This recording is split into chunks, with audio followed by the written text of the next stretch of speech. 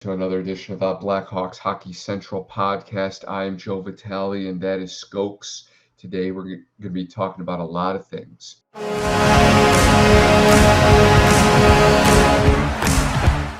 So, start off, there have been a couple of signings because, as we talk about them, they happen as soon as we stop talking about them. So, this time it's Troy Terry of the Anaheim Ducks. They got him locked in 7x7. 7 years, $7 million. He's like their star player, and he's a winger. And, I think with a 7x7, you're probably going to compare that contract to like a Matt Boldy. Troy Terry, I think his career high in goals is 37, which is good. And that was 2 seasons ago for 67 total points. But if he's doing 37, 67, $7 million seems to be a little high. I think you and I were hypothesizing on one of the last episodes, probably in like the 6'1" to maybe like a 6'7" range. $300,000 over 7 years, 2.1 million, you'd be saving yourself. But what are you going to buy with $2.1 million? That's a fourth liner at that point. It's not really going to move the needle for your team to advance them. So I think it's a little bit of an overpay, probably like $7 million overpay. He probably gets 6, So, he's part of their core with Zegras and McTavish. Yeah. And Carlson coming in. Yeah, Carlson coming in, who they just drafted. So, we'll see. Obviously, time will tell if this contract is going to age poorly. But, I think he's your guy. And they locked him up for a long time. And I think, it could prove useful as well.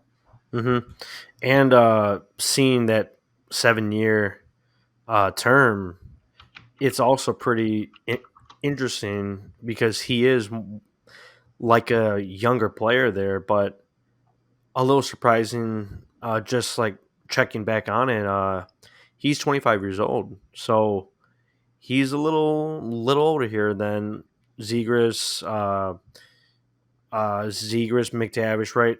I mean, they're only 21, 22 coming in here. I think McTavish is even younger. I think he might only be 20 or 21. So they're a few years younger than Terry, but it's good to have someone that's always a little older, right? On some good term, but we'll see how that ages, right?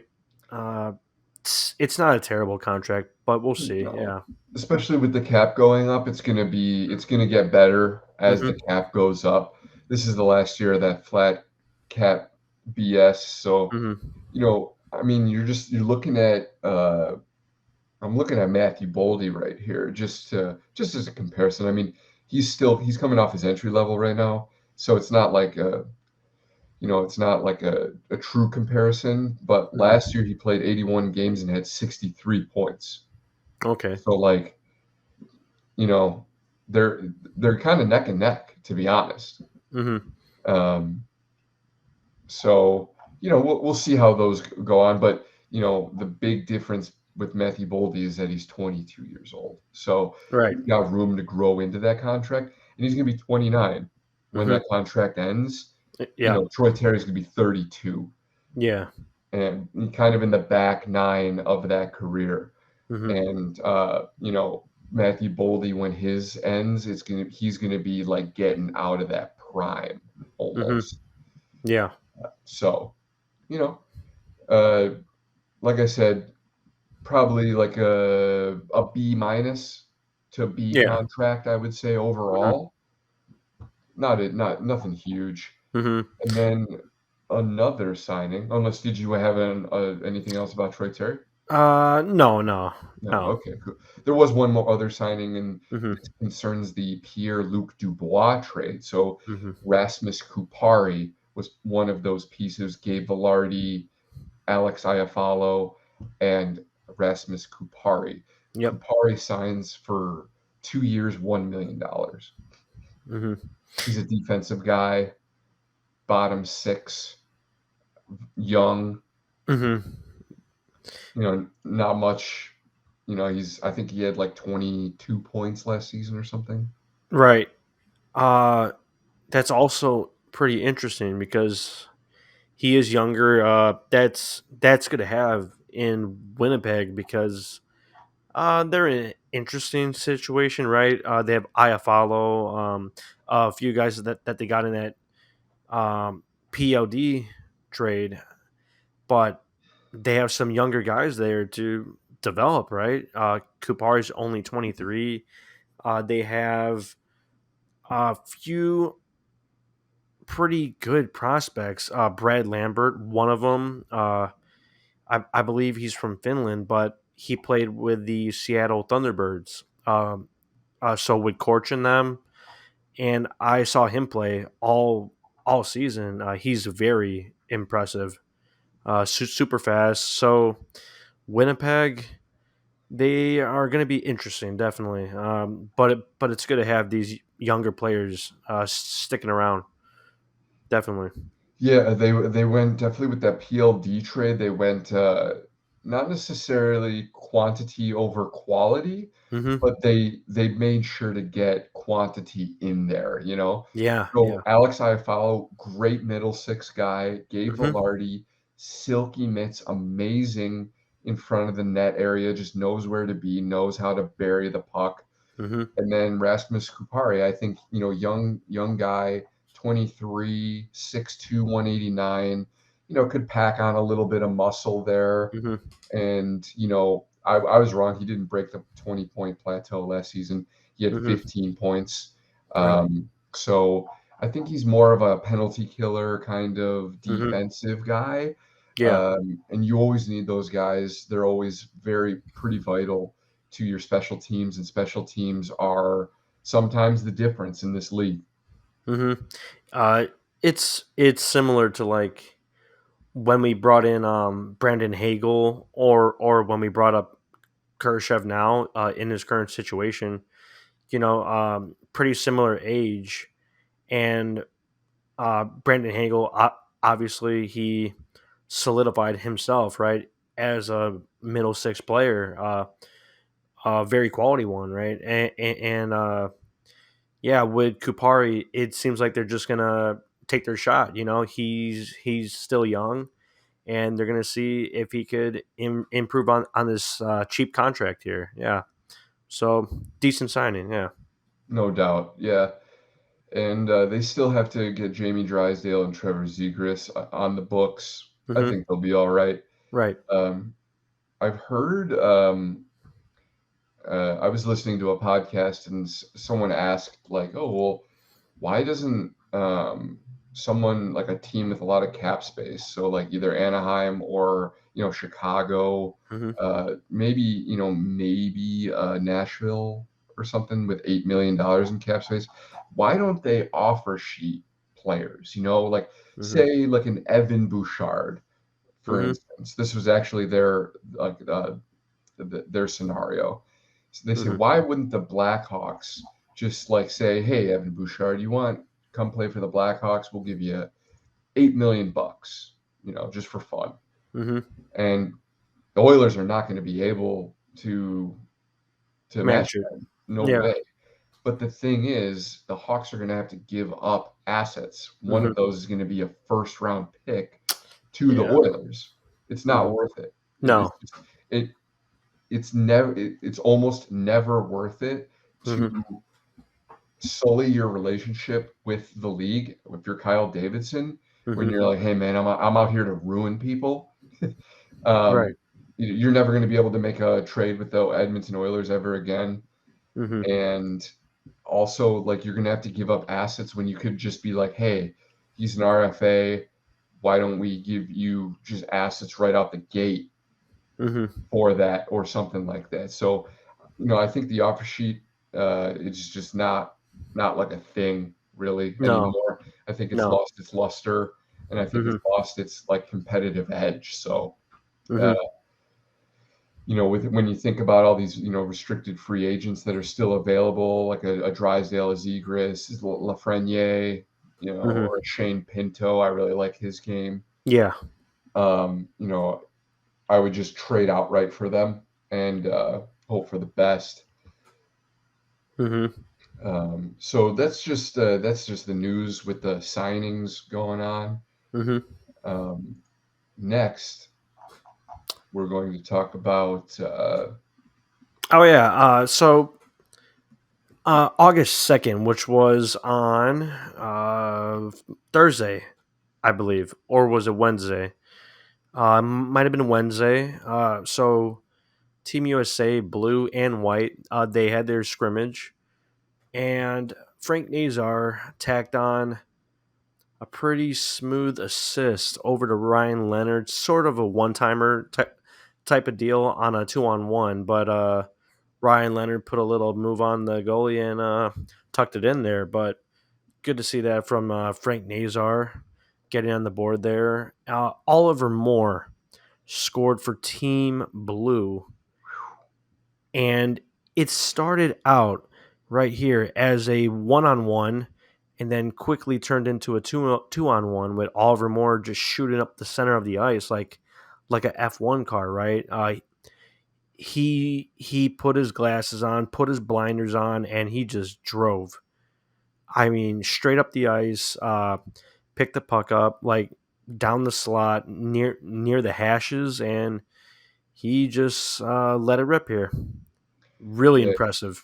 Chris Peters has been a very good follow on Twitter, Mm-hmm. and he's been writing up he writes for Flow Hockey. He's Mm-hmm. been doing some nice write ups about the prospects that are standing up to him, and they just so happen to be Blackhawks prospects. So Mm-hmm. go check him out, and that I mean, literally watch that goal that Oliver Moore. You Mm-hmm. can see him Oliver Moore right at his blue line, Mm-hmm. the defensive blue line, know that what he needs to do. He needs to sprint as fast as he can to get into the play, and that's exactly what he does. He comes out of nowhere. I mean, Right. he's red line to slot in 2 seconds, easy. I mean, Mm-hmm. it's madness, truly. And that little pass that Frank Nazar gave to Ryan Leonard that he could Right. bury at 5-hole between the wickets, Mm-hmm. it was contested. There Oh was yeah.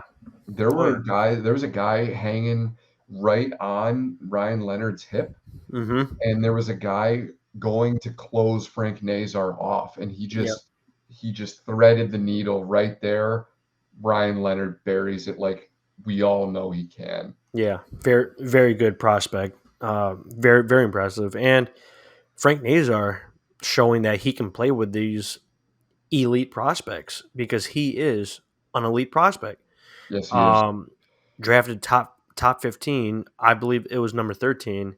I mean, that's the elite area where you would expect these players to really show up, develop and be a big part of your team. And early on here, after his surgery, it looks like he's coming into these scrimmages, these exhibition games. He's balling out. I mean, just straight up balling out. Yeah, and a quick little tidbit on Frank Nazar. So he's Hmm. 20 years old. Right. Unfortunately, he lost that. Just heard Skokes talk about the surgery. Hmm. So unfortunately, he lost the majority of last season to it was a hip surgery, I want to say. Yep. Yep. Something And, with his hip. Right. and so if when the NCAA season ends, the NHL season will still be going on, and Hmm. that's when the Hawks and Frank Nazar's agent need to decide how they want to do his contract because he can sign his Hmm. contract, but if he plays one game, they burn a year. Right. Right. So, um, you know, it's not 9 games. It's not like whatever. So, Hmm. it's one game. If he plays one game, boom, burn the thing. Now the Hawks don't really have like Seth Jones is like the only guy signed right now, Yeah. past next year, I want to say. Hmm.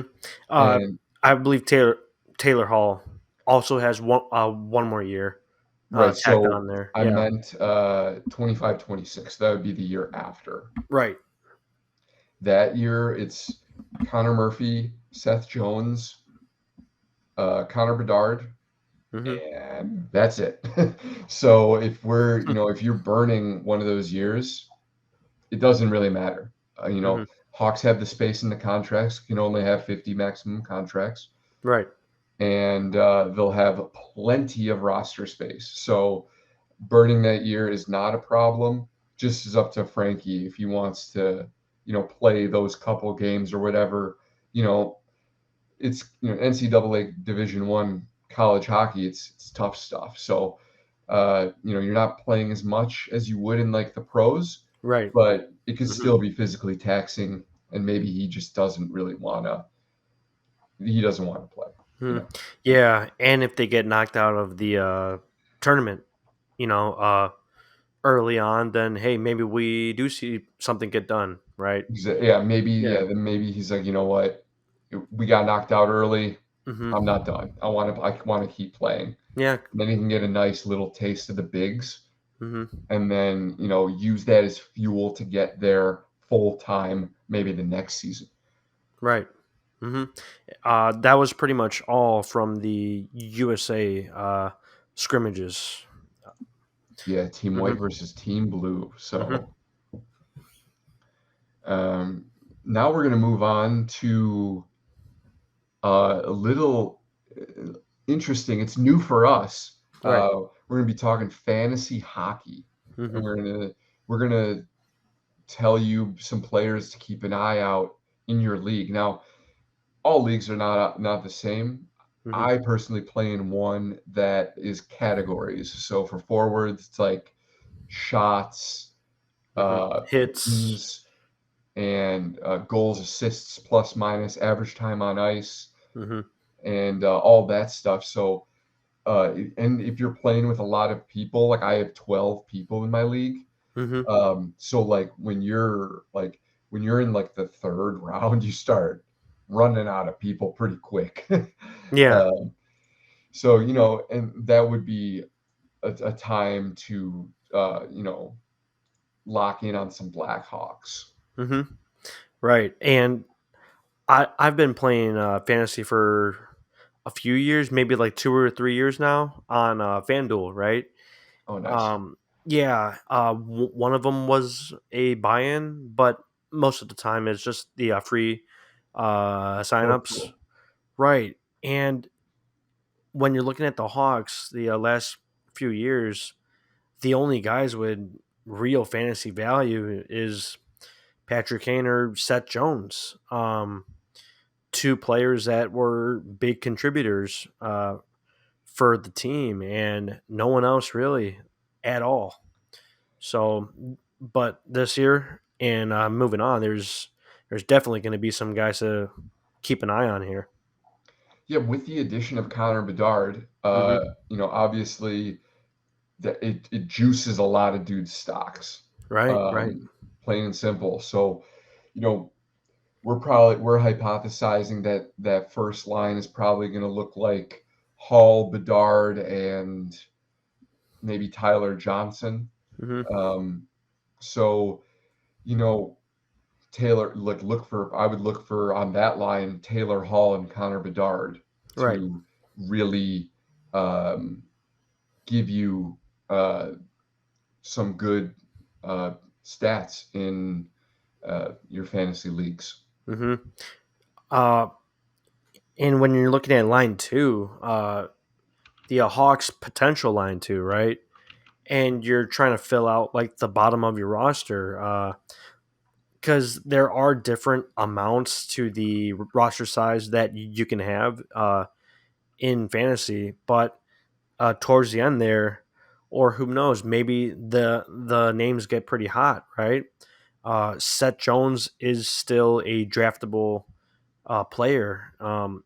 He could go pretty high up actually. And two players that have uh, like bigger stocks this year is obviously Lucas Reichel and Taylor Radish. A lot of people are looking at Radish, because he's scoring 20 goals last year with basically no one. Uh, and now, how does he improve, right? With just more talent on the team, No doubt, no doubt. right? Yeah, it it really also depends where he's going to slot in. I Mm-hmm. think at the moment, I think I have him uh third line right Oh, wing. really? But I mean, you could definitely he's skilled enough to where you Mm-hmm. could put him on, maybe you want to move Tyler Johnson down, you Right. know, one, swap him. So put him the two right wing, and then Taylor Radish up on the first right wing. Mm-hmm. Yeah. Maybe you want to put Corey Perry on the first right wing, because he's a skill guy. Obviously he's older Mm-hmm. and he hasn't been playing that type of role, Right. but maybe Luke Richardson is like, we got a respectable, talented vet here. I'm going to give him I'll give him 10 games on Connor Mm-hmm. Bedard's wing for just for fun.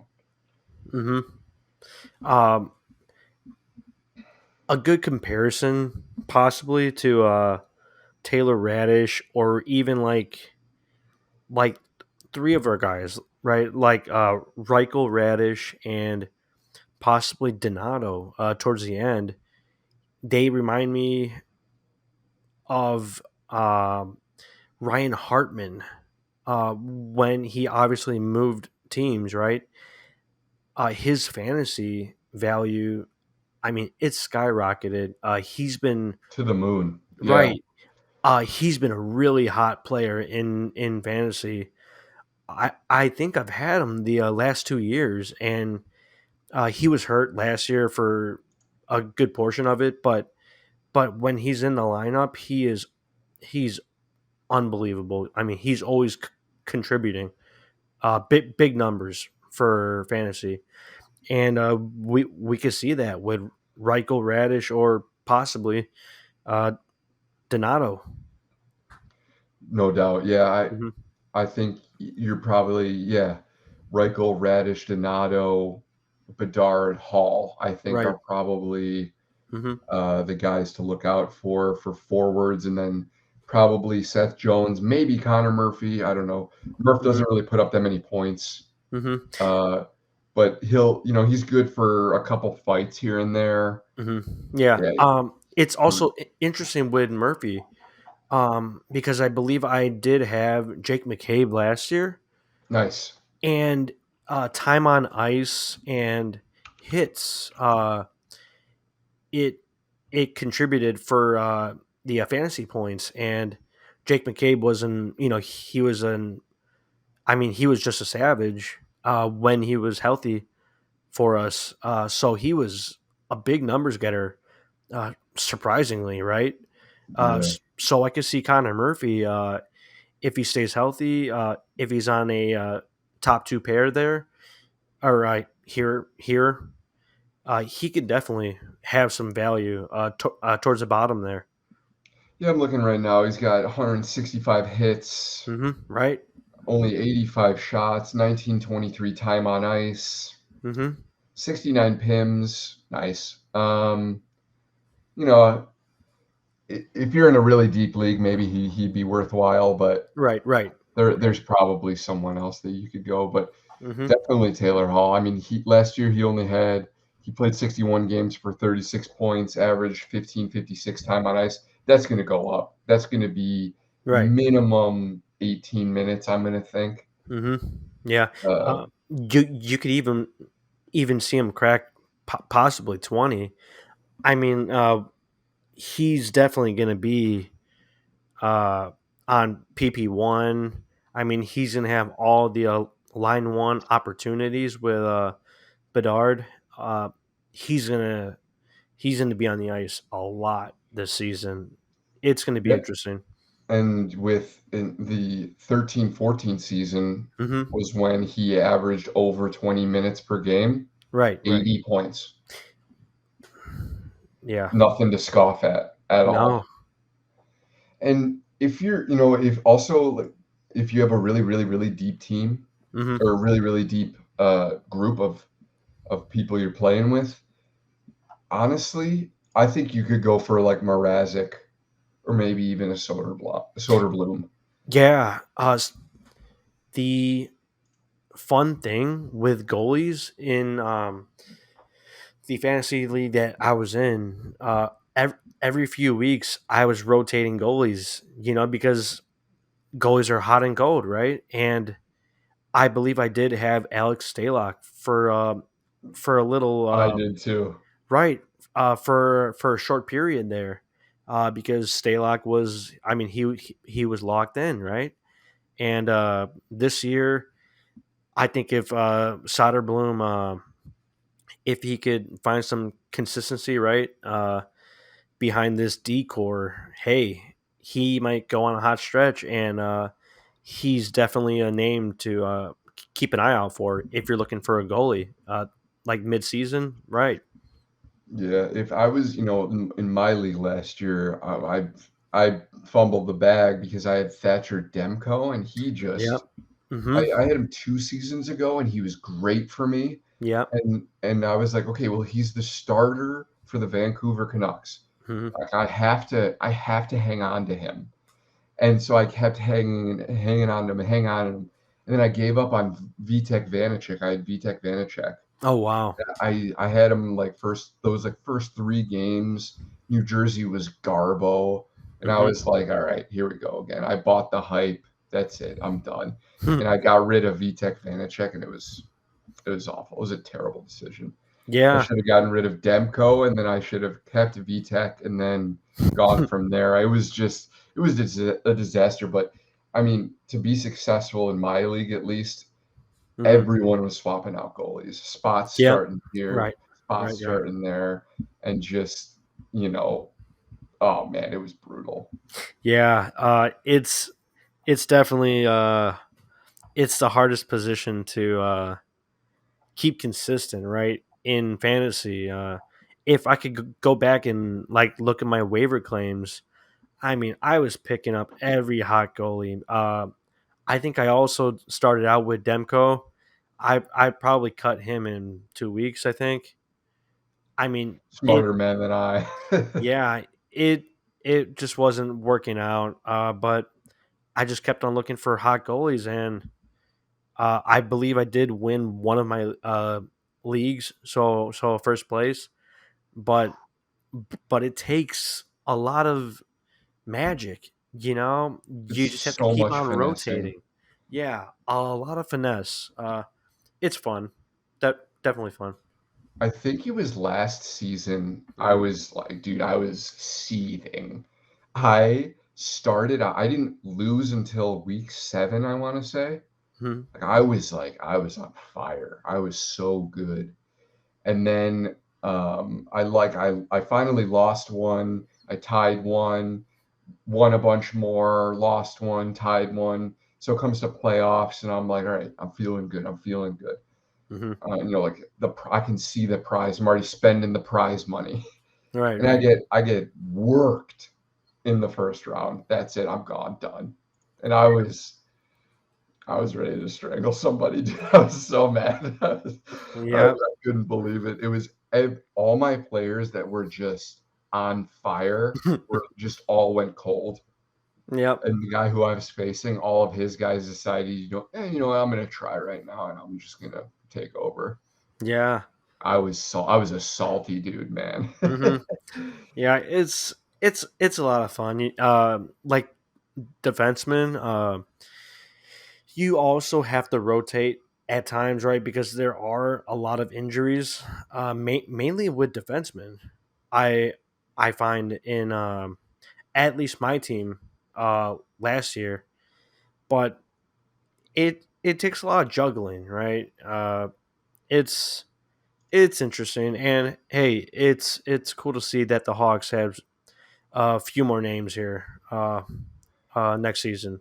Yeah, and obviously as time goes on, the Hawks are going to be getting more and more. Right, right, right. You're going to be looking at, oh yeah, I'll pick up Korchinski. Yeah, Guy Eric Carlson. Oh, right. sick. Oh, I'll draft Drew Comesso. Yeah, Like that's going to be a reality a lot sooner than we think, yep. and I'm really excited for that. Mm-hmm. I always find though in fantasy, Mm-hmm. you have to like you really got to pay attention to it, Mm-hmm. and you always got to keep rotating guys in and out. Right. Yep.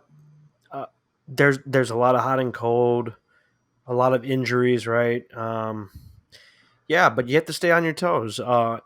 If you're really committed to finishing high or possibly winning the league, you always have to be juggling players, even if it's like a favorite player of yours. But hey, if they're not contributing to your points total, then got to move on. Yeah, I've found that good hockey players aren't necessarily good fantasy hockey players. Right, right, right. Definitely. So like yeah, like I had John Marino on my team last year, and Hmm. he was averaging like 22 minutes a night. Hmm.